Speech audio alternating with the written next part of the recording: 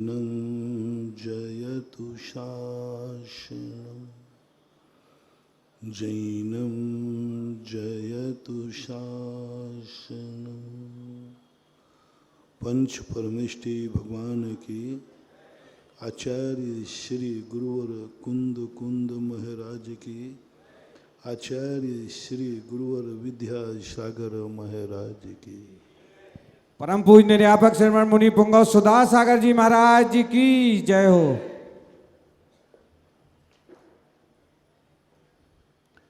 समझने का प्रयास कर रहे हैं कि संसार कैसे सुखी हो, हमारी जिंदगी कैसे सुखमय हो, संसार से दुख दूर हट जाए, जिंदगी में कभी दुख ना आए, चेहरा सदा मुस्कुराता हुआ रहे, आँखों में कभी आंसू ना आए। ऐसी दुनिया देखना चाहते हैं हम सब, ऐसी जिंदगी जीना चाहते हैं हम सब। इस प्रसंग में अपन विगत दिनों से समझ रहे हैं, लेकिन सबसे पहले जो हम नहीं चाहते हैं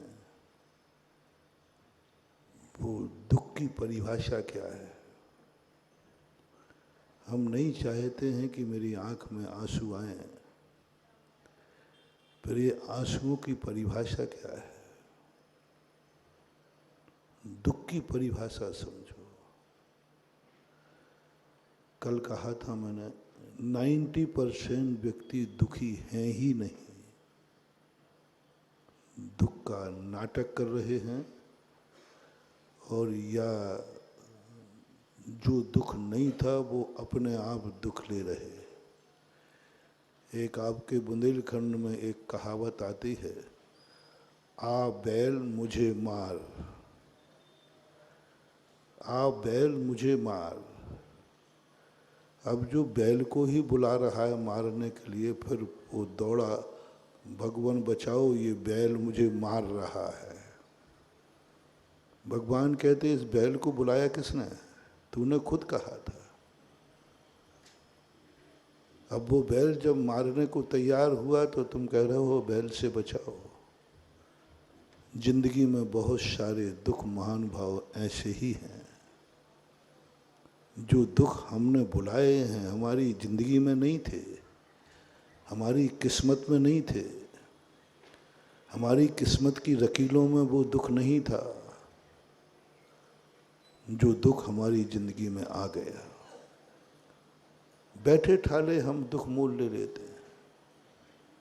हमारे पास सब कुछ है,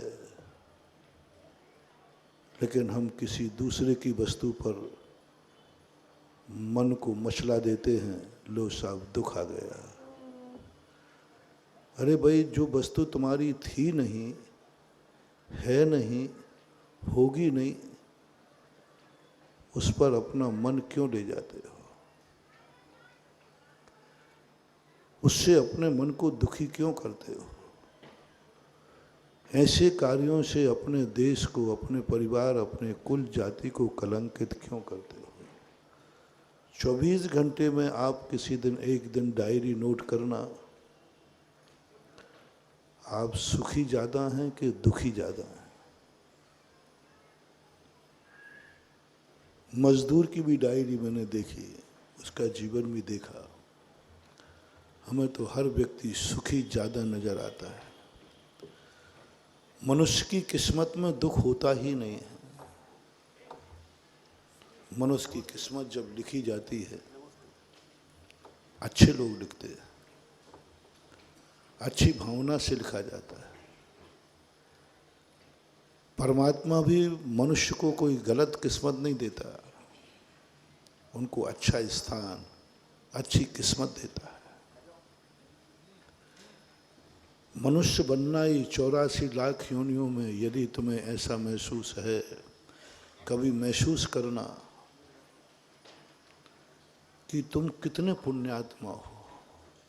एक पशु को देखना, किसी पशु को देखना, तुम उससे किससे आगे हो, कितना सुख है तुम्हारे पास एक पशु का दुख देखना। उन पापियों के दुख देखना जिनके दुखों को देख करके तुम तो कम से कम दुख हो तो चिल्ला भी सकते हो, तुम दुख हो तो डॉक्टर के पास भी जा सकते हो, दुख हो तो तुम दवाई भी ले सकते हो, लेकिन पशु ये तो सब कुछ नहीं कर सकता, कर नहीं सकता। आप कितने सुखी हैं। मैं तो कहता हूँ तुम्हारे जो ओरिजिनल दुख हैं उनको दूर करने का उपाय है। आपकी किस्मत में यदि कोई दुख आया जाए, आपके भाग्य से कोई दुख आ जाए और वो वास्तविकता में जो दुख आया है वो पाप तो तुम्हें करना ही पड़ता, उसके बिना जिंदगी नहीं चल सकती है। जो पाप तुम्हें अपनी जिंदगी को चलाने के लिए करना पड़ता है, उस पाप की सजा से मैं तुम्हें बरी करा दूंगा। कल भी मैंने कहा था, तुम्हारी जिंदगी में दुख आया है, हमें उसका पूरा डिसेक्शन तो करने दो, पूरी जांच तो करने दो कि ये दुख तुम्हारा क्यों आया। उन कारणों से आया है जो तुम्हें करना ही पड़ा, मजबूर थे। यदि ये पाप नहीं करते तो जिंदगी नहीं चलती, जिंदगी खत्म हो जाती। वो पाप मुझे करना पड़ा। एक सैनिक बहुत बड़ा पाप करता है लेकिन वो पापी नहीं होता। सैनिक दिन भर मारने का भाव करता है और मारता भी है, लेकिन वो पापी नहीं होता। वो करता नहीं है, करना पड़ता है। सैनिक दिन भर का मारने का भाव करता है लेकिन वो हत्यारा नहीं होता, वो देश का रक्षक कहलाता है। कार्य मारने का कर रहा है, दिन भर बंदूक का निशाना बना के रखता है, खटके पर उंगली रहती है, मारने का भाव है, लेकिन सैनिक हत्यारा नहीं है, देश का रक्षक है। 10,000 योद्धाओं को कत्लेआम करने वाला भीष्म पितामह है। भीष्म पितामह 10,000, जब उनकी तलवार धनुष निकलता था, सूर्य उदय से लेकर सूर्य अस्त तक 10,000 लोगों को समाप्त कर देते। इतने लोगों को मिटाने वाला व्यक्ति हत्यारा नहीं, देश का रक्षक, न्यायप्रिय योद्धा माना जाता। तो हमें तुम्हारी जिंदगी में सबसे बड़े, कई लोग कहते महाराज जी हम बहुत दुखी हैं, मेरा मन भी करता है कि तुम्हारा दुख मिटाऊं। मैं सोचता हूँ किताबों में से, जैसे डॉक्टर जब कोई बड़े मरीज आते हैं तो वो सोचता है, बड़े डॉक्टरों से परामर्श करता है कि इसका क्या इलाज किया जाए।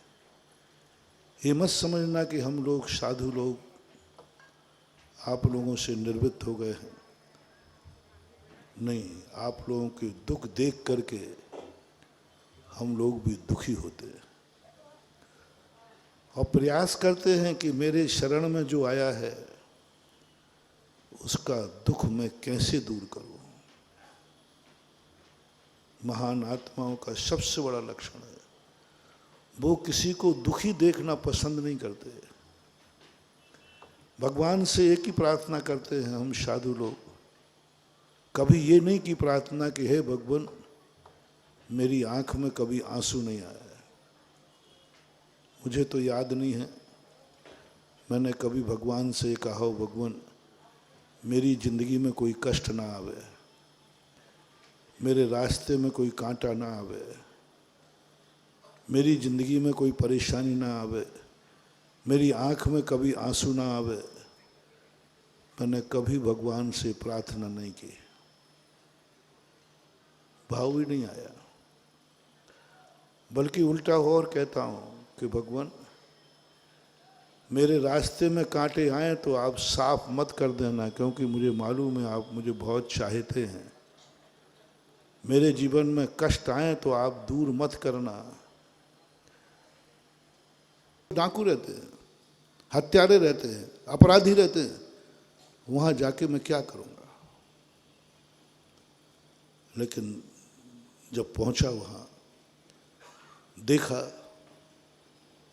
जो उनका चेहरा देखा, जो उनकी मनोदशा देखी, जो उनकी आंख के आंसू झरते देखे, जो उनकी भक्ति देखी, मैंने कि वाह, यहाँ तो मंदिरों से भी ज्यादा धर्मात्मा है। एक भी व्यक्ति पूरा प्रवचन कंसंट्रेशन ऑफ माइंड, इतने ज्यादा उनका दिमाग एकाग्र होकर, ना कोई हिल रहा है ना कोई डुल रहा है, जैसे एक शब्द गुरु का ना चूक जाए मन से। मैंने जेलर से कह के उनका इंटरव्यू लिया। मैंने क्यों भाई, तुमने पाप किया है? बोले किया है सब। तो फिर रो क्यों रहे हो? बोले बस मुझे जेल में आने के बाद एहसास हुआ कि मैंने गलत किया, मैंने दूसरे का बिगाड़ा, एक व्यक्ति को मारा, मेरा परिवार उजड़ गया, सब कुछ बर्बाद हो गया। मैंने दूसरे की इज्जत खराब की, हमारी इज्जत सारी धूल में मिल गई। इस ढंग से उन्होंने अपना दिया। मैंने कि वाह, उस दिन से मैंने माना जेल एक मंदिर है जहां पापियों को सुधरने का मौका दिया जाता है। मौका दिया है। भारत के कानून में एक बहुत अच्छी बात लिखी है। मैंने मूल कॉपी पढ़ी जो सबसे पहले 1952 में पेश हुई थी। उसके अंदर एक लाइन लिखी, 100 गुनाहगार बच जाएं लेकिन बेगुनाहे को सजा नहीं होना चाहिए। दूसरा पड़ा करुणा का क्षेत्र, दया का क्षेत्र, अहिंसा का क्षेत्र। न्यायालय अहिंसा का बहुत बड़ा मंदिर है, बहुत बड़ा मंदिर है। इतना बड़ा मंदिर अहिंसा का कि शायद इन मंदिरों में भी हमें इतनी बड़ी अहिंसा देखने में नहीं मिली। एक अपराधी के प्रति जब फांसी लिखी जाती है, काला वारंट, मजिस्ट्रेट जब फांसी लिखता है उसके बाद उस कलम को तोड़ देता है। उस कलम से दोबारा नहीं चलेगा, वहीं तोड़ता है। क्यों? अहिंसा का शंखनाद, मैं मारना नहीं चाहता हूं इसे। धिक्कार है इस कलम को जिस कलम से किसी के प्राण लिए जा रहे हैं, कहीं ये कलम दोबारा ना चल जाए, उसको ही तोड़ दिया जाता है। कानून में लिखा है जिस कलम से फांसी लिखी जाए उस कलम को तोड़ दिया जाए। इससे सिद्ध है वो कलम तोड़ना बता रहा है कि भारत का कानून, भारत का मजिस्ट्रेट तुम्हारे प्राण नहीं ले रहा है, वो कितना पश्चाताप कर रहा है। कानून पश्चाताप कर रहा है, कलम पश्चाताप कर रही है। इसलिए वो मंदिर है। सुधरने के मौके जहां मिलते हैं वो सब मंदिर होते हैं। इसलिए आपको खुद सोचना है, विचार करना है कि मंदिरों में जाकर के कभी तुम्हारे मन में अपराध बोध हो जाए और ऐसा मन करे कि अब अपराध नहीं होगा, तो मंदिर भी वही है। और जेल में जाने के बाद तुम्हारे मन में आ जाए अब दोबारा अपराध नहीं होगा, तो जेल भी तुम्हारे लिए मंदिर है। कुल उद्देश्य है सुधरने का। अपनी फीलिंग करो, कहीं भगवान तुमसे नाराज तो नहीं है। क्या कोई दावा कर सकता है कि भगवान मेरे से नाराज नहीं हो सकता? जैसा मैंने किया, मैं दावा करता हूं भगवान मेरे से बहुत खुश है, बहुत खुश है। मेरी हर संकट को दूर करने को तैयार है, मेरी हर इच्छा पूरी करने को तैयार है, क्योंकि वो खुश है। क्या यह दावा तुम कर सकते हो? क्या तुम्हारे मन में दावा है तुम्हारे भगवान के प्रति कि मेरा भगवान मेरे से खुश है, मेरी हर इच्छा पूरी करने को तैयार है? संदेह नहीं आना चाहिए, विकल्प नहीं आना चाहिए, शक नहीं आना चाहिए। क्या पता शब्द आ गया, तुम्हें खुद अपने भगवान पर विश्वास नहीं है। जब तुम्हें खुद ही विश्वास नहीं है तो भगवान से कुछ पाने की चेष्टा मत करना। तुम्हें खुद कितना विश्वास है अपने भगवान पर, अपने गुरु पर, अपने गुरु और भगवान पर। घर में क्या तुम्हें विश्वास है कि मेरे माँ बाप कभी मेरे से नाराज नहीं हो सकते? कोई दावा कर सकता है?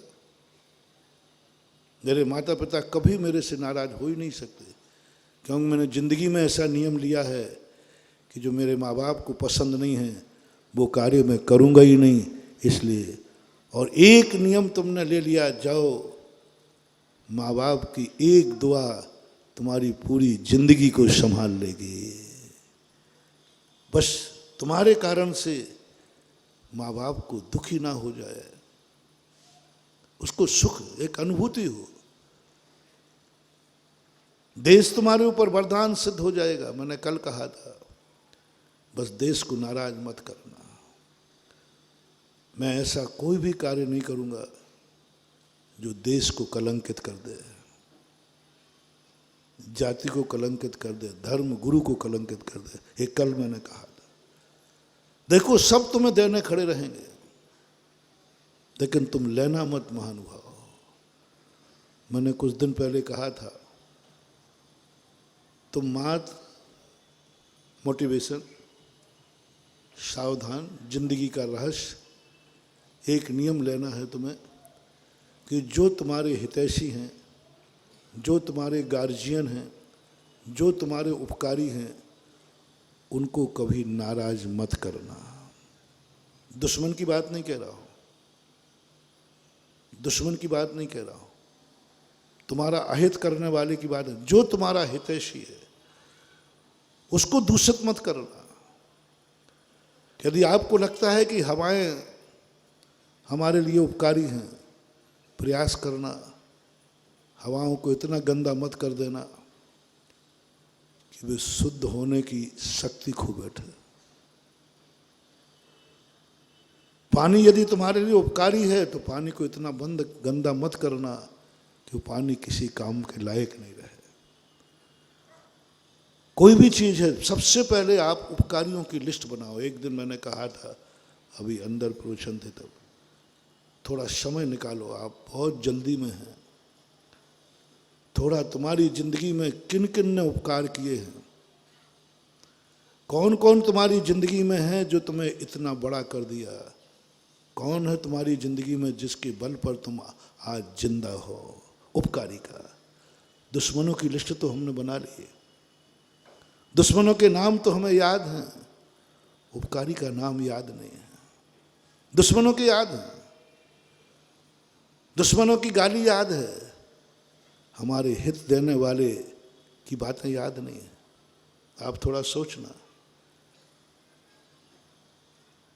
एक व्यक्ति ने कहा, बोले महाराज जी मेरी बहुत बुद्धि भुलक्कड़ हो गई है। मैंने क्या बात?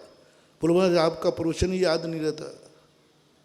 मेरे घर में मेरे परिवार के लोग कोई भी समझाते मैं भूल जाता हूँ, आपकी बात भी भूल जाता हूँ, यहाँ से पंडाल के बाहर ही भूल जाता हूँ। मैंने कहा अच्छा, हाँ महाराज बहुत भुलक्कड़ हूँ, मेरी बुद्धि बहुत विस्मृत है, थोड़ा आशीर्वाद दो ना, हमें कुछ याद रहने लग जाए, मुझे कुछ याद रहने लग जाए। कुछ भी याद नहीं, इधर आगे पाठ पीछे सपाट। और आपके प्रवचनों में तो ऐसा लगता है हिस्ट्री जाग्राफी बेवफा, रात भर रटा दिन में सपा। आप कोई कहानी सुनाते हैं ना कोई चौथे काल की, तो ये हिस्ट्री लगता है बाद में। मैंने कहा अच्छा हाँ महाराज आपके प्रवचन भी याद नहीं रहते, परिवार माँ बाप भी कुछ कहते हैं हम भूल जाते हैं। मैंने कहा अच्छा केस है। मैंने कही कोई भी केस को जांच तो करना चाहिए ना, बिना जांच किए दवाई नहीं देना चाहिए। मैंने कोई बात नहीं, जांच कर लूँ। आप सबकी यही शिकायत होगी महाराज मुझे ज़्यादा याद नहीं रहता है, और ख़ास तौर से आपके प्रवचन तो याद होते ही नहीं, खास तौर से शास्त्रों की बातें तो याद होती ही नहीं, खास तौर से गार्जियन के दिए हुए शिक्षाएं याद नहीं होती, ये शिकायत है। और आशीर्वाद मांगते हो, ऐसा आशीर्वाद दो महाराज जिससे हम सब अच्छी बातें याद रख सकें। ठीक है, आपको जांच मशीन पर भेज रहा हूँ, आप सब लोग तैयार रहें। जांच मशीन है मेरी। जिन जिन व्यक्तियों के एक प्रश्न का जवाब देना है, 10 साल पहले किस किस का किसी से झगड़ा हुआ था, याद करो। 10 वर्ष पहले मैंने उस मरीज से पूछा, जो कहता मैं भूल जाता हूँ। मैंने कहा बोलो तुम्हारा 10 साल पहले किसी से झगड़ा हुआ था? वो बोले महाराज हुआ था। मैंने क्या कहा था? एक एक बात उसने सुना दी। बोले महाराज बिल्कुल सब ताजी है। मैंने कहा आई एम सॉरी प्लीज, जिसके 10 साल पहले की बात याद हो वो विस्मृति की बात कर रहा हो। अच्छा रहा मैंने दवाई नहीं दी तो ओवरडोज हो जाता है। क्या बात है मानवा। दुश्मन की गाली को हमारे दिमाग में स्थान है। जो हमारा अहित कर रहा है, जो मेरा अशुभ सोच रहा है, मेरा बुरा सोच रहा है, उसको हम 10 साल तक याद रखे रहे, जिंदगी भर याद रखे रहे। वो तुम्हारा गुरु जो तुम्हारा हितैषी है, तुम्हारा कल्याणकारी है, उसकी बात हम तुरंत भूल गए। तुरंत हम भूल गए। हम माँ बाप की बात भूल गए, हम शिक्षाएं भूल गए, हम नीतियां भूल गए। बात याद है तो हमें दुश्मन की बात याद है। दुश्मन की बात याद है और 10 साल तक याद है। और इसमें बहुत सारे लोग बैठे होंगे जिन्हें दुश्मन की बातें जिंदगी भर याद रहती हैं। अपने बेटे को वसीयत में दे के जाते, बेटा उसको मत छोड़ना, ये कह के बहुत सारे लोग जाते हैं। कितने लोग कह के जाते हैं बेटा गुरु ने ये शिक्षा दी थी, इसको मत छोड़ना, हमारे कुल परंपरा की ये शिक्षा है, इनको मत सोचना। बहुत कम लोग ये वसीयत में देते। कुछ नहीं महानुभाव, किसी की विस्मृति नहीं है, मात अपनी रुचि को बदलना है। दुश्मन की गाली एक बार में याद हो गई। छोटे छोटे बच्चे पिक्चर देख के आते हैं, एक बार गाना सुनते हैं, गाना याद हो जाता है और पिक्चर की पूरी स्टोरी सुना देते हैं। ऐसे बहुत सारे लोग बैठे हुए जो एक बार पिक्चर देखने जाएंगे और उनसे पूछा जाए कि आज पिक्चर की पूरी स्टोरी सुनाओ, कितने % लोग सुना देंगे? हाँ, शायद 70-75 साल से ऊपर कौन बैठा है? हाँ हाँ यही ठीक है, ये ठीक है। दादाजी बैठे, सूल, हाँ दाऊ बैठे। ये भी एक बार दिखा दो, याद करें। ज्यों करते हो सुना दें, क्रम बाय क्रम। इतनी सभा में कौन बैठा है जो किसी एक दिन का प्रवचन पूरा शुरू से अंत तक ज्यों का त्यों सुना देगा? क्यों? स्मृति तो है ना, लेकिन उसको तुमने इतना एकाग्र होकर के, इतना रुचि से सुना कि एक बार में याद हो गया, और इसको इतना अरुचि से सुना कि 10 बार सुनाने पर भी याद नहीं होता। फिर भी तुम्हें याद तो यही करना पड़ेगा और विचार करना है अपनी जिंदगी में कि किन किन के उपकार, अपकारों की लिस्ट लिए बैठे रहते हो तुम। गंदे लोगों की लिस्ट लिए बैठे रहते हो। तुम्हारा दिमाग गंदगी से भरा हुआ है, गंदे लोगों की बातें भरी, गंदगी भरी हुई है। एक बार एक राजा ने अपने मंत्री पद के लिए चुना कि किसको चुना जाए। 50 रुपया दिए उसने और एक इतना बड़ा हाल दिया जितना बड़ा पंडाल है, और कहा इस 50 रुपये में इस हाल को पूरा खचा खच भरना है, पूरा, खाली नहीं रहना चाहिए, खाली नहीं रहना चाहिए। अब 50 रुपये में इतना बड़ा हाल कहाँ से भरा? एक व्यक्ति ने 50 रुपये लिए और कहा, बोले कोई हाल बोलता है, कोई पागल है क्या? शब करते करते एक व्यक्ति ने कहा एक उपाय है।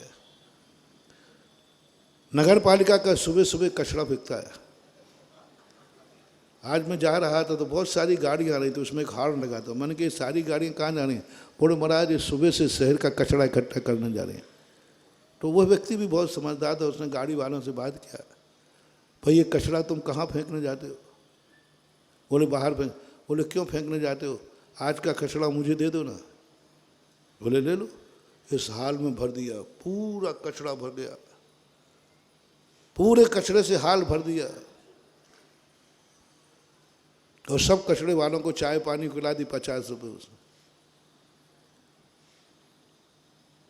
एक अंतिम व्यक्ति था, उसने भी, उसको भी हाल दिया गया था। राजा साहब जब निकले तो कुछ लोग तो ऐसे ही बैठे, बोले साहब 50 रुपये में कोई हाल भरता है क्या?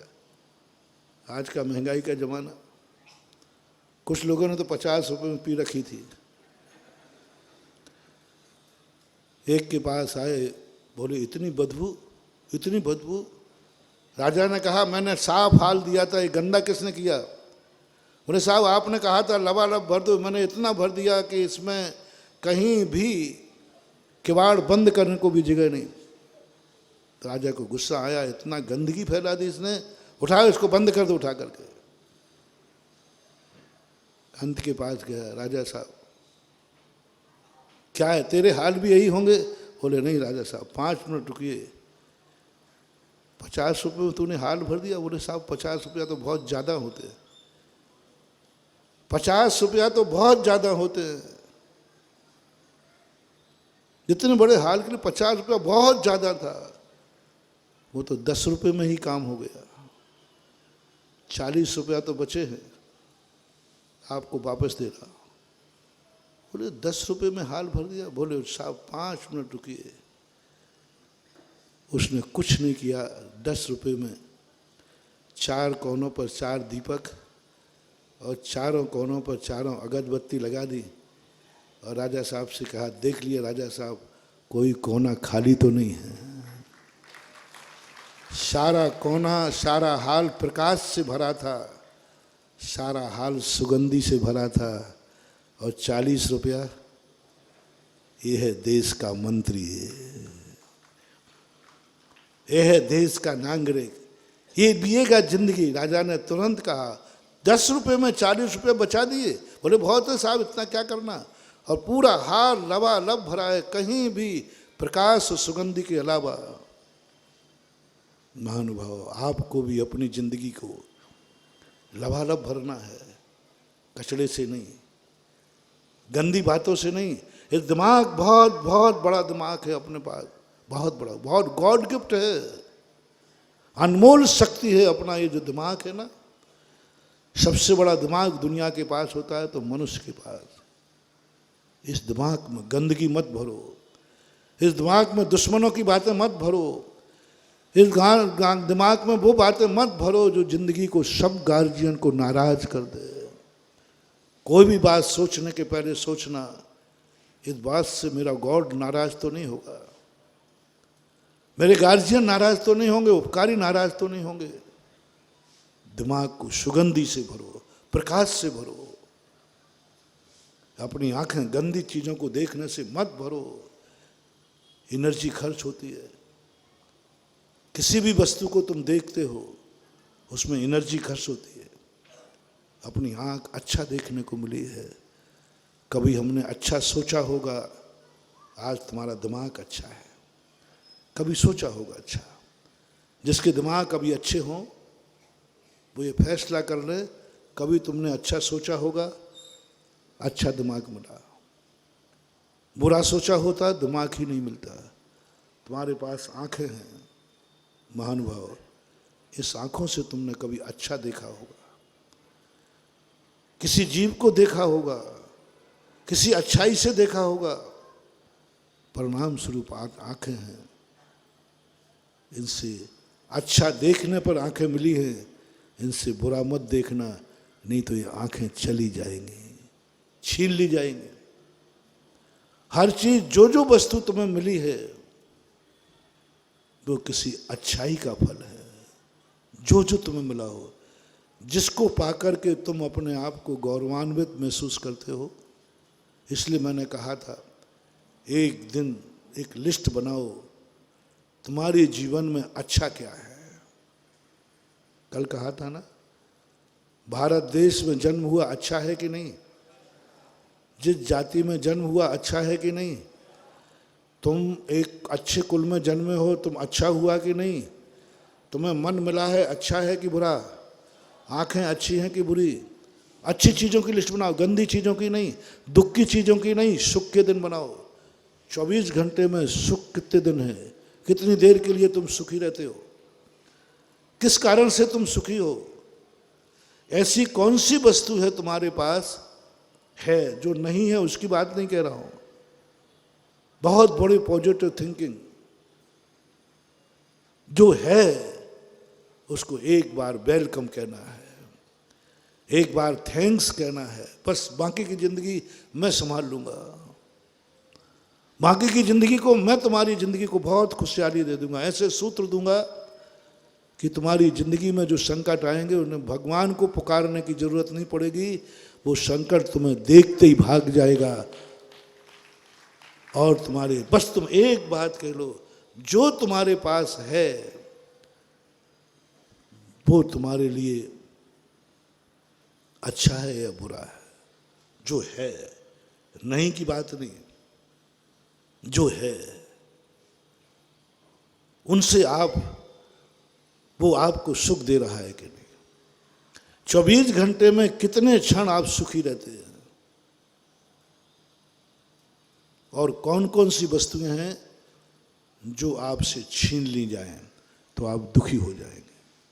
यदि आप सुख की परिभाषा न बना पाए तो उसका तरीका मैं बताता हूँ। आप सुख नहीं है कि मेरा जन्म भारत में हुआ, कोई बात नहीं। यदि भारत में नहीं होता तो कहाँ होता, उसका नाम बताओ,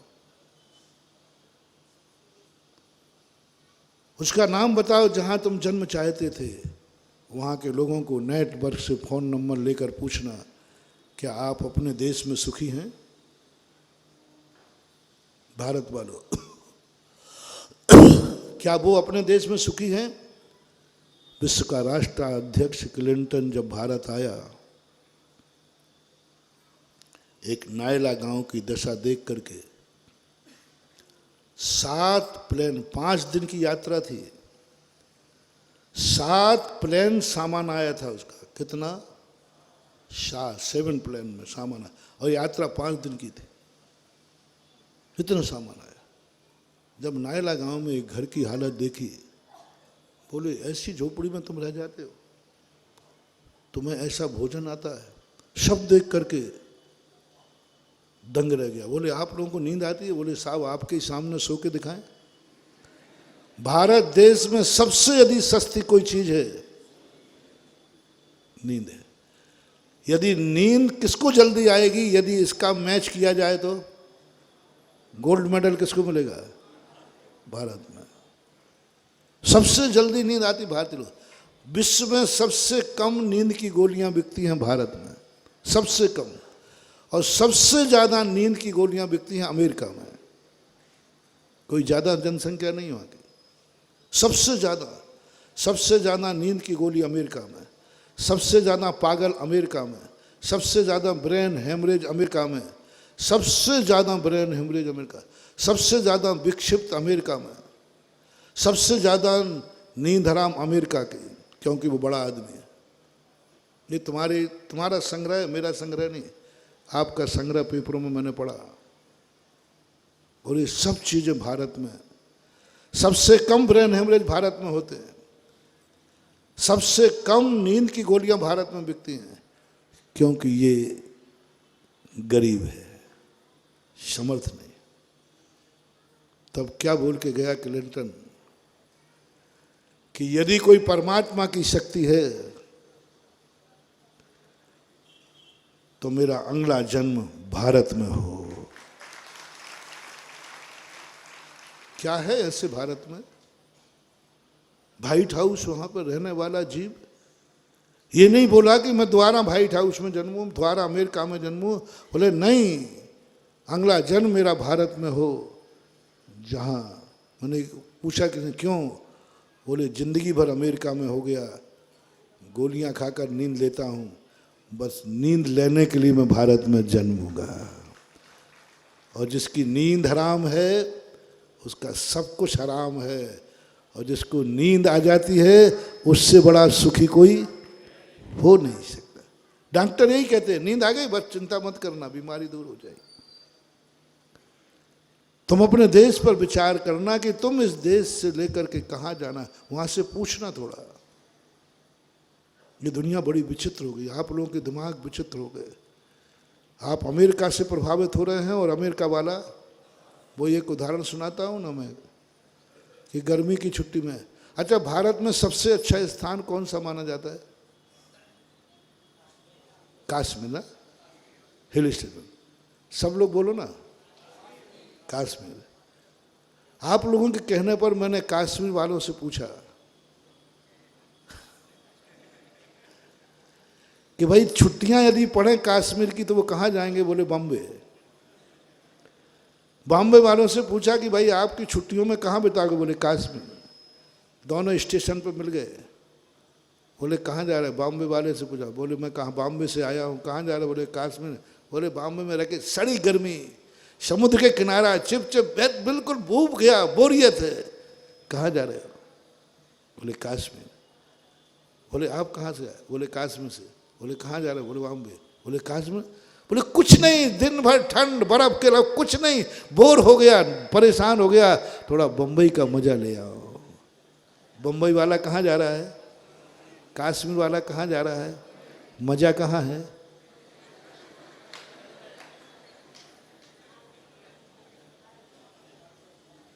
बस यही हो रहा है। घर में थक जाते हो, बाजार आ जाते हो, बाजार से थक जाते हो, घर चले जाते हो, और घर बाजार से चले आते हो तो मंदिर आ जाते हो, और मंदिर से थक जाते हो तो फिर क्या हो रहा है? ये तमाशा। बाजार में थक जाते हो, घर दौड़ते हो, और घर में बैठे बैठे थक जाते हो, बाजार दौड़ते हो, और दोनों जगह थक जाते हो तो मंदिर आ जाते हो, और मंदिर में थक जाते हो तो पुनः वहीं चले जाते हो। रहे कबूतर के कबूतर। कबूतर मुड़ेड़ पे बैठता है, कितने उड़ाओ वो घूम करके, सारे पक्षी उड़ के उड़ जाते, लेकिन कबूतर कभी नहीं उड़ता। आप देखना, कबूतर को उड़ाना, वो एक चक्कर लगाएगा और तुरंत वहीं आकर के, कहीं वो कबूतर तो पशु है, तुम भी तो कहीं कबूतर ही तो नहीं। बाजार से थके तो सुख कहाँ है? बाजार में, घर में, मंदिर में। मैं आपसे पूछना चाहता हूं, आप बताएं आपको सुख कहाँ है? बाजार में दुख सुख है तो घर क्यों याद आता है? घर में सुख है तो बाजार की तरफ क्यों निकलते हो? और दोनों जगह सुख है तो मंदिर क्यों आते हो? और मंदिर में सुख है तो मंदिर से लौट कर क्यों जाते हो? ये फैसला आपको करना है। मंदिर में यदि सुख है, थोड़ी देर के बाद हैं, कितनी देर में बोर हो जाओगे? हैं? घर में सुख है तो घर में रहो ना, मैं मना कर रहा हूं। चलो जो व्यक्ति है नियम ले ले, महाराज घर में सुख है, मैं उससे कहता हूं तुझे मंदिर आने की जरूरत नहीं, जहां सुख है वही मंदिर है। फैसला कर लो आप। बाजार में नहीं मिलना तुम घूमते हुए, बाजार में कहीं मत देगा, क्योंकि सुख कहाँ है? कोरोना के समय पे कई लोग पागल हो गए, डिप्रेशन में हैं अभी। अच्छे अच्छे घर टूट गए, क्योंकि दिन भर घर में रहे, और जब दिन भर तुम घर में रहोगे तो झगड़ा होना नियम है। कोरोना में कितने डाइवर्स हुए मियाँ बीवियों के, पेपर में आया था, कितने डाइवर्स हुए, मात्र इसलिए कि वे 24 घंटे घर में रहे। तो जब 4 बर्तन रहेंगे तो बचेंगे। कोरोना में बहुत बहुत घर टूट गए, क्योंकि घर से बाहर नहीं निकले, वहीं वहीं बने रहे, तो झगड़े टंटे होते रहे, झगड़े टंटे होते रहे। लोगों ने मेरे से कहा, महाराज जी एक बाजार में रहता है, एक घर में रहता है, इसलिए जिंदगी चल रही है बेटा। दोनों बाजार में आ जाएंगे तो गड़बड़ है, और दोनों क्या है? क्या है? निर्णय करो महानुभाव, सुख कहाँ है? मंदिर में भी सुख है तो कहाँ लगता है तुम्हारा मन? थोड़ी देर के बाद मंदिर से भागने की पड़ती है, मंदिर से छूटने की पड़ती है, जाने की पड़ती है। यदि 5 मिनट प्रवचन लेट हो जाए तो कितने बार घड़ी दिख जाएगी। बोलो प्रवचनों में सुख है? प्रवचन सुनने में सुख है तो आज प्रवचन शाम तक चालू रखूं? चिंता मत करना, मैं तो रख दूंगा। हैं? पता नहीं कितने लोग इधर उधर से खिसक जाएंगे। वहां दुख था तो यहाँ सुख पाने आए, जब यहाँ सुख है तो फिर लौट कर क्यों? मुझे तो लगता है कि सारी दुनिया, ना बंबई में सुख है, ना कश्मीर में सुख है, बस परिवर्तन में सुख है, कुछ नया, फ्रेशनेस, बस। और इसी का नाम संसार है। जब तक तुम एक निर्णय नहीं कर पाओगे कि सुख यहाँ है, और सुख की परिभाषा मैंने 2-3 दिन पहले बताई थी, जिस कार्य को हमें विराम देना पड़े, जिस कार्य को हम बोर हो जाए, जिस कार्य करने के बाद हम थक जाएं, समझ लेना वो सुख हो ही। रिपीट करता हूँ, जिस कार्य को करते करते हमें मन करे कि बस बहुत हो गया, जिसका मन करे, समझ लेना वो सुख नहीं है, वो दवाई है। दवाई खाते खाते व्यक्ति थकता है। कितनी दवाई खाऊं? मात्रा में लेता है और भाव करता है कि ये कब छूटे। कोई भी कार्य करते समय तुम्हें भाव आवे, बस बहुत हो गया। रोटी में सुख है? यदि सुख है तो रोटी खाना शुरू करना, विराम मत लेना। पेट भरने के बाद, इसका अर्थ है रोटी सुख नहीं है, रोटी दवाई थी, क्षुधा की, भूख की दवाई थी। दवाई निवारण हो गया, रोटी बंद। अब यदि कोई जबरदस्ती खिलाए तो कहोगे मारना चाहता है क्या? अरे भाई, जब रोटी नहीं मिल रही थी तो मर रहा था, और एक रोटी ज़्यादा मिल जाए तो? पानी नहीं मिल रहा था तो मर रहा था, और एक गिलास कोई ज़्यादा पिलाए तो मर जाओगे। जिंदा किस में रहोगे? सुख नहीं है। सब दवाइयाँ हैं, ये सब औषधियाँ हैं। और जिस कार्य को करने के बाद तुम थक जाओ, वो उसमें कभी सुख नहीं हो सकता। बोर हो जाओ, चाहे मंदिर हो, चाहे घर हो, चाहे बाजार हो, चाहे कश्मीर हो, चाहे बॉम्बे हो। फिर लौटते समय वो आया, दोनों दोस्त फिर मिल गए उसी स्टेशन पर, ललितपुर स्टेशन पर। बोले क्यों भाई? बोले यार बॉम्बे की याद आ रही थी। अरे तू तो कह रहा था कि बॉम्बे में कुछ नहीं है, घृणा है, चिपचिप गर्मी पड़ती है, कुछ नहीं है, कश्मीर में बहुत मजा है। जब मजा था तो लौट के क्यों आ गया? बोले बॉम्बे की याद आ रही। वही स्थान ठीक है। बोले तू क्यों लौटाया? बॉम्बे की बहुत प्रशंसा कर रहा था। बोले मुझे कश्मीर की याद आ रही। यानी 2 महीने बम्बई में सुख है, 2 महीने कश्मीर में सुख है, 2 महीने से ज़्यादा बम्बई में दुख है, और 2 महीने से ज़्यादा कश्मीर में सुख है। घंटे भर से ज़्यादा मंदिर में दुख है, और घंटे भर से ज़्यादा दुनिया में दुख है। भटकते रहो, इसी को बोलते हैं व्यंतर योनि। भटक रहे हैं, यहाँ से बाजार से घर, घर से मंदिर, मंदिर से घर, यही भटकते भटकते अंत में मर जाओगे, और मर करके भूत बनोगे। अतृप्त आत्माएं कभी तृप्ति नहीं है। अतृप्त आत्मा, हर व्यक्ति अधूरा होके मर रहा है, हर व्यक्ति प्रतिदिन अधूरा जी रहा है। अधूरा होकर सोओगे, अधूरा होकर मरोगे, आत्मा भटकेगी, दुर्योनियों में भटकती रहेगी। एक बार विराम करो कहीं ना कहीं। इसलिए मैं कह रहा हूँ, गंदे लोगों की बातों को अपने दिमाग से निकालो, दुश्मनों को जितनी जल्दी भूल सको निकालो। दुख के दिन याद मत करो, सुख का दिन याद करो। आज सबका होमवर्क है, तुम कितने % में सुखी हो, कितने %? सबका होमवर्क है, नोट करना। बस एक बार तुम्हारे लिए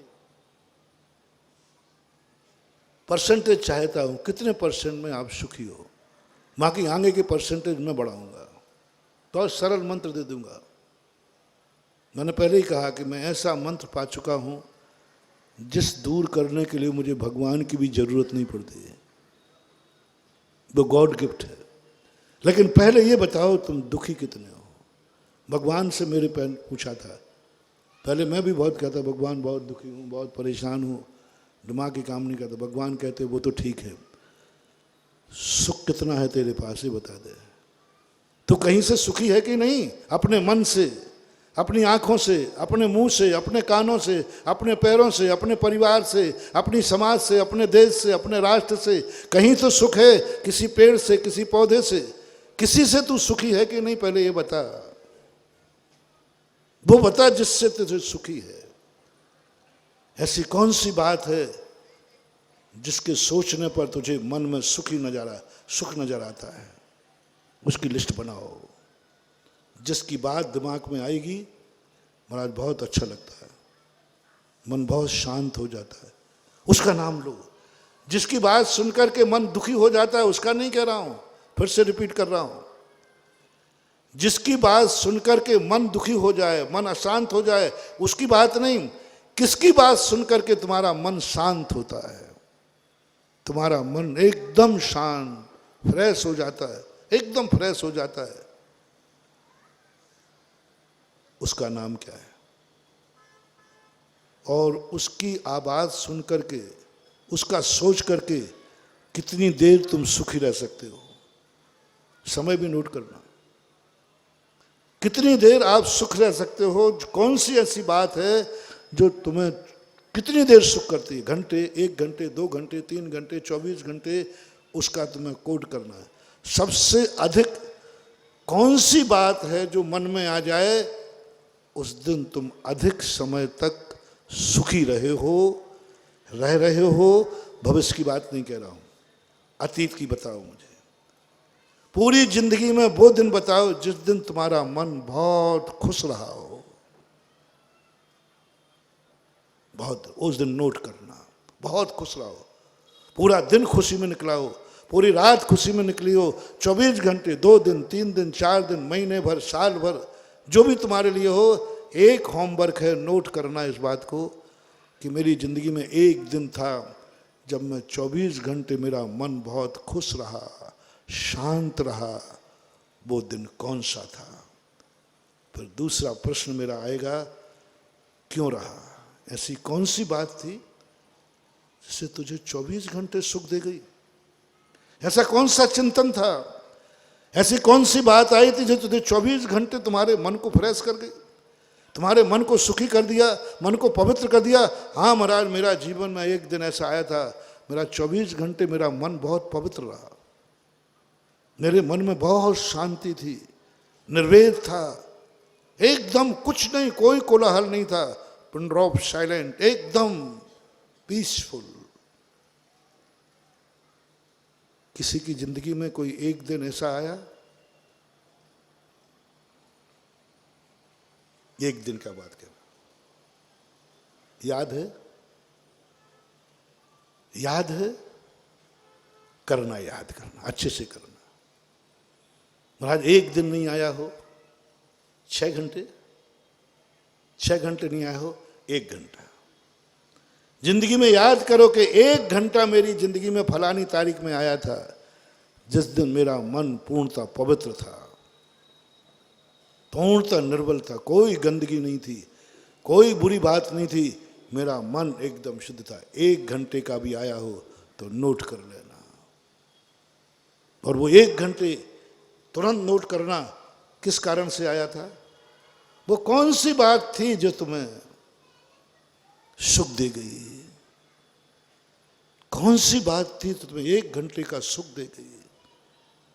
ऐसा ही कभी इन आंखों का नोट करना, तुमने इन आंखों में जिंदगी में ऐसा क्या देखा जो एक बार देखा है 24 घंटे के अंदर तुम सुखी रहे, तुम्हें ऐसा लगा मेरी आंखें धन्य हो गई, और बार बार वही याद आती है, हे मेरी आंखें धन्य हो गई।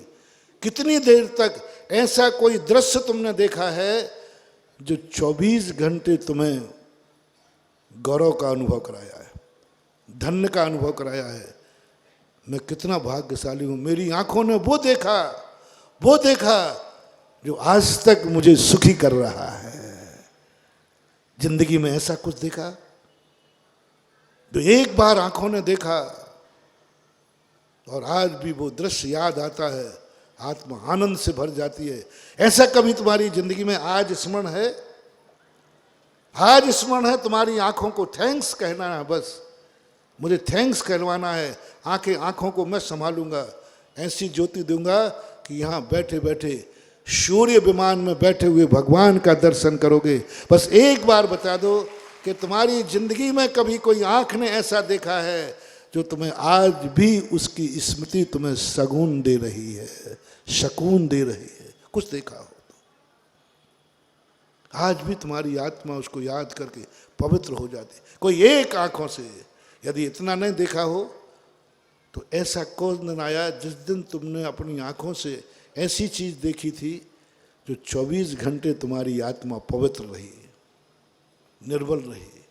24 घंटे तुम्हारी आत्मा में कुछ नहीं, कोई क्रोध नहीं था, मान नहीं थी, मायाचारी नहीं थी, लोभ नहीं थी, क्योंकि मेरी आंखों ने ऐसा दृश्य देख लिया कि उसके देखने के बाद कुछ नहीं, ना कसाई थी, ना वासना थी, ना पाप था, ना बैर था, ना कोई नाश था, बस निर्वेद एक। कोई हो तो याद करना महानुभाव, ऐसे ही कानों की कोई एक बात किसी ने सुनाई हो, दुश्मन की नहीं, ऐसी बात को नहीं पूछ रहा हूं जिसने तुम्हें अशांत किया हो, ऐसी बात किसी ने कोई शब्द सुनाया जो तुम्हें 24 घंटे पहला तो आज तक, आज से 10 साल पहले मैंने एक आवाज सुनी थी। वो आवाज जब भी मेरे कान में गूंजती है मेरा मन, मेरी आत्मा पवित्र हो जाती है, निर्मल हो जाती है, क्रोधादि भाव खत्म हो जाते हैं, राग द्वेषादि भाव शांत हो जाते हैं। एक बात जो जिंदगी भर तुम्हें सगुन दे जाए नहीं है ना, तो एक बात जिसने 24 घंटे तुम्हें पवित्र रखा हो, 24 घंटे तुम्हारे मन को, मैं पाप की बात नहीं, ऐसी कोई बात तुम्हें जिंदगी में कभी सुनी जिसकी झनकार 24 घंटे रही हो?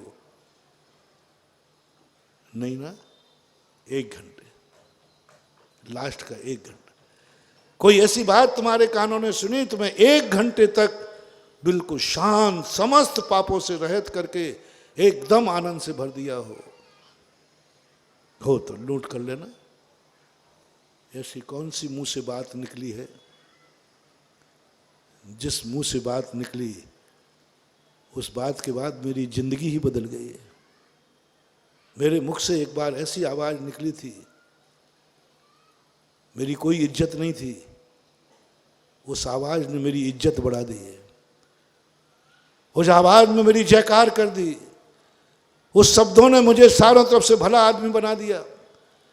चारों तरफ से मुझे जिंदगी में कोई एक शब्द तुम्हारे मुंह से निकला हो जिस शब्द की सुख तुम जिंदगी भर भोग रहे हो, जिस शब्द की इज्जत तुम जिंदगी भर खा रहे हो, तुमने एक कभी तुम्हारे मुंह से कोई ऐसी आवाज निकली हो जिस आवाज से पूरे शहर में जयकार हुआ हो, जिस आवाज से सारी दुनिया तुम्हारे लिए मानने लगी हो और तुम्हारे लिए सुख मिला हो? नहीं हो तो 24 घंटे का, नहीं हो तो कोई एक ऐसी आवाज तुमने बोली जो तुम्हें 1 घंटे सुखी कर गया हो, सुखी कर।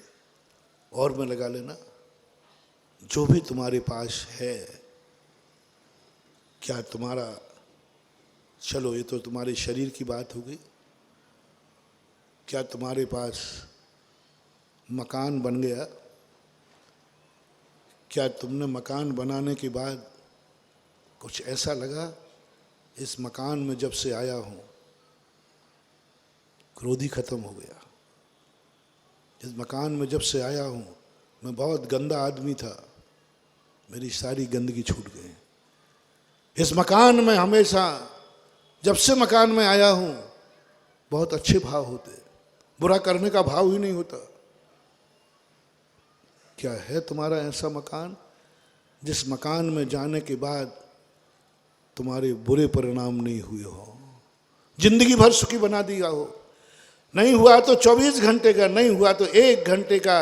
है क्या तुम्हारा मकान ऐसा जिस मकान में जाने के बाद तुम 1 घंटे तक, निकालो महानुभाव, मकान में तुम 24 घंटे रहते हो, उस मकान में 1 घंटा रहना जब मन बिल्कुल शांत हो, ऐसा शांत हो, बिल्कुल शांति का अनुभूति हो। तुम्हारे पास धन आया है, धन आया है, पुण्य से आया है। उस धन ने तुम्हें क्या दिया? क्या उस धन पाकर के तुमने इज्जत कमाई है? वह धन पाकर के क्या तुम्हारा सुख मिला है? वह धन पाकर के क्या तुम्हारा मन शांत हुआ है? क्या धन पाकर के तुम पवित्र हुए हो? फैसला कर लो। धन पाकर के बुरे भाव हुए नहीं। जब तुम्हारे पास धन आया, धन पाने के बाद तुम्हारा मन पापी हुआ है या पावन हुआ है? मैं कुछ नहीं कह रहा हूं, मैं फैसला कर रहा हूं कि तुम्हारे पास धन आया। मैं चाहता हूं, मेरी तमन्ना है कि संसार का हर व्यक्ति धनवान हो, कोई गरीब ना हो। हर व्यक्ति मकान हो, कोई सड़क पर ना हो। मुझे एक फैसला चाहिए आपसे कि धन तुम्हें मिल जाएगा, धन पाने के बाद तुम क्या करोगे, तुम क्या बनोगे? मैं दूंगा आशीर्वाद, साधु। धन पाने के बाद क्या तुम्हारा मन कितनी देर पवित्र रह पाएगा? कितनी देर तुम्हारी कसायों से रहत होगा जिंदगी? जब से महाराज मेरे पास धन आया है, मेरा मन शांत हो गया है, क्लेशों से खत्म हो गया, राग द्वेषों से खत्म हो गया। अब मुझे कोई क्रोध नहीं आता। धन नहीं था तो मुझे क्रोध आता था। धन नहीं था तो ऐसा लगता था मर जाऊं, मार डालूं। महाराज धन नहीं था तो बहुत दीनहीन भाव आता था, बहुत मायाचारी करने का, षड्यंत्र का भाव आता था, मायाचारी करने का भाव आता था, लूटने का भाव आता था। धन नहीं था, लोभ जागता था महाराज, बहुत लोभ जागता था। मैं पूछता हूं, धन आ गया, आने के बाद क्या जिंदगी भर के लिए कसाएं खत्म हो गई? धन आने पर क्या तुम्हारा मन पवित्र हो गया? कितनी देर, कितनी देर धन पाने के बाद तुम्हारा मन पवित्र रहता है? जीवन भर। धन्य है वो व्यक्ति जो धन पाने के बाद पूरी जिंदगी पवित्र हो गई। इतना मन पवित्र हो गया कि अब मन ही नहीं करता कि मैं धन से कोई गलत कार्य करूं। जब से धन बढ़ा है महाराज, मेरे दान करने के भाव बढ़ गए। जब से धन बढ़ा है, मेरा गरीबों की सहायता करने का मन हो गया है। जब से धन बढ़ा है, गौशालाएं के खोलने का मन हो गया है। जब से धन बढ़ा है, मैंने अस्पताल खोलना शुरू कर दिए। मेरा धन बढ़ा है, मैं अन्नपूर्णा खोलना चालू कर दिया। मेरा धन बढ़ा है, मैं सारी दुनिया को अमीर बनाने में लग गया हूँ। मेरा धन बढ़ा है, तब से मैं बहुत पावन हो गया महाराज। मैं बहुत पापी था, बहुत बुरे भाव करता था। धन बढ़ा है, अब क्रोध नहीं आता, छिड़छिड़ापन नहीं आता, अब कोई मायाचारी नहीं, कोई लोभ नहीं। यदि ऐसा तुम्हारे जिंदगी में हुआ हो, बहुत बहुत धन्य है तुम।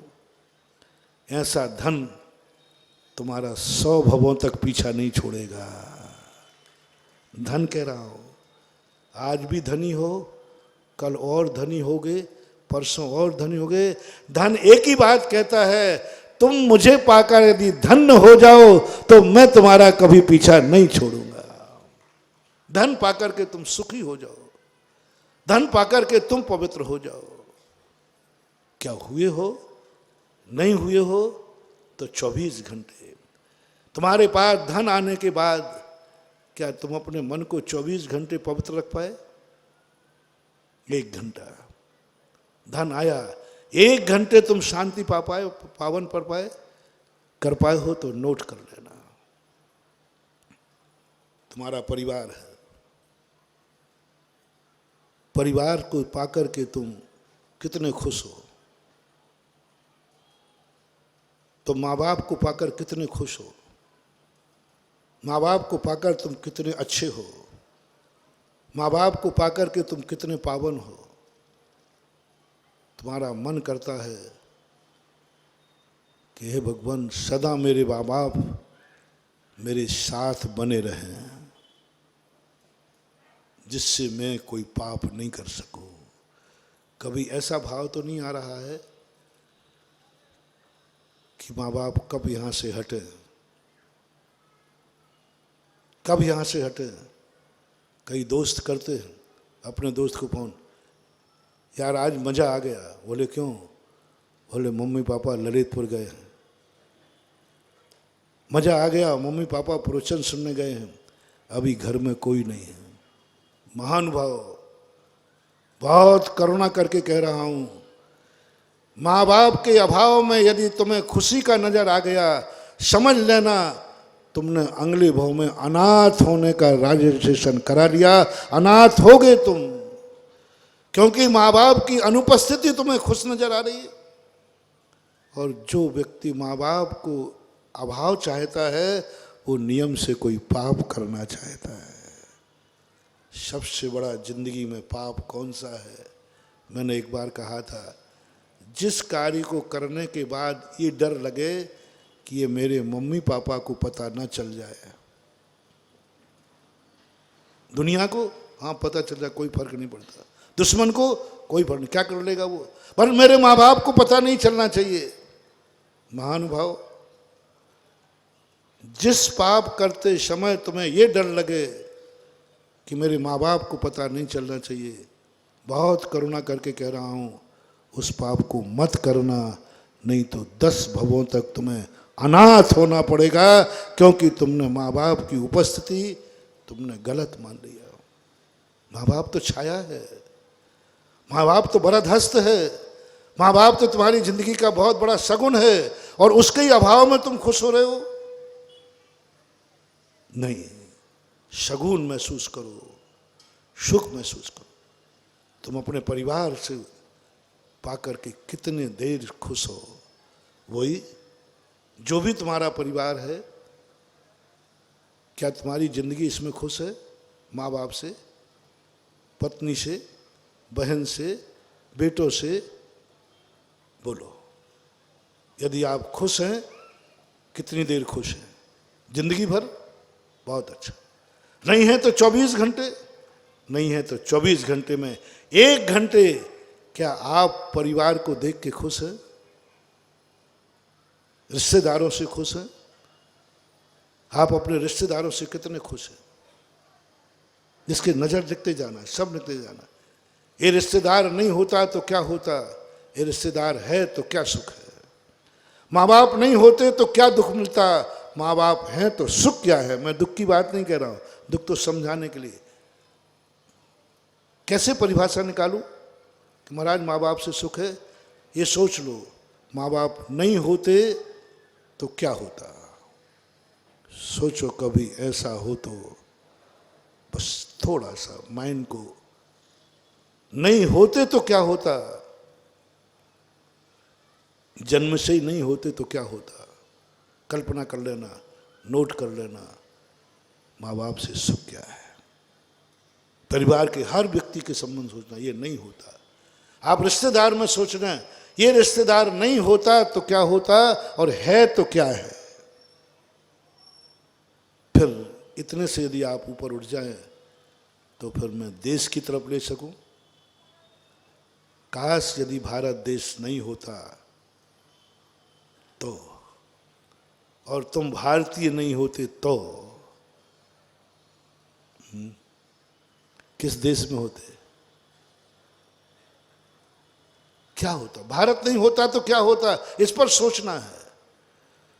और यही यदि तुमने सारी जिंदगी का आज जो मैंने होमवर्क तुम्हें दिया, इस होमवर्क के अंदर आप थोड़ा सा डिसेक्शन करना, सुख के दिन याद करना, पवित्रता के दिन याद करना, और तुरंत ये भी याद करना किन कारणों से ये सुख है, उस कारण को भी लिखना, उस कारण को भी लिखना। और अंत में मैं कल तुमसे कुछ नहीं कह पाऊंगा। जो तुम्हें सुख है, मन का, आंखों का, कानों का, धन का, दौलत का, परिवार का, जो तुम सुख ईमानदारी से लिखना, ईमानदारी से कोड करना, और जिसके द्वारा मिला है वो सुख, उसका नाम भी लिखना। ये सुख मुझे क्यों मिला? नहीं बता पाओगे तो मैं बता दूंगा, हेल्प करूंगा।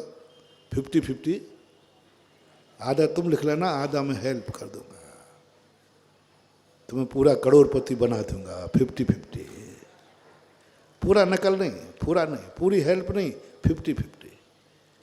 कुछ निकलना, कुछ सुख तुम नहीं लिख पाओगे, महाराज ये सुख तो है, लेकिन ये सुख मुझे किस लिए मिला ये मुझे पता नहीं, वो मैं बता दूंगा।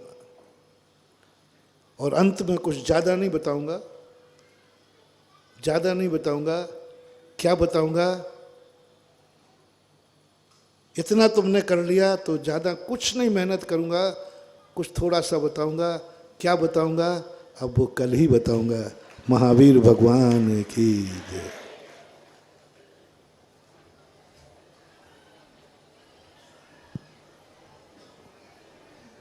परम पूज्य निर्यापक श्रवण मुनि पुंगव सुदास सागर जी महाराज जी की, मुनि संघ की। सभी लोग दोनों हाथ जोड़कर जिनवाणी स्थिति करेंगे। जावाणी के ज्ञान से सूझे लोकालोक, सोवाणी मस्तक नमो सदा देत हो डोक। हे जिनवाणी भारती तोहे जपो जिन रैन, जो तेरो शरणा गए सो पावे सुख चैन। देव भजो अरहंत को गुरु सेवा निर्ग्रंथ, दया धर्म पालू सदा यही मोक्ष का पंथ। का अवसर करें।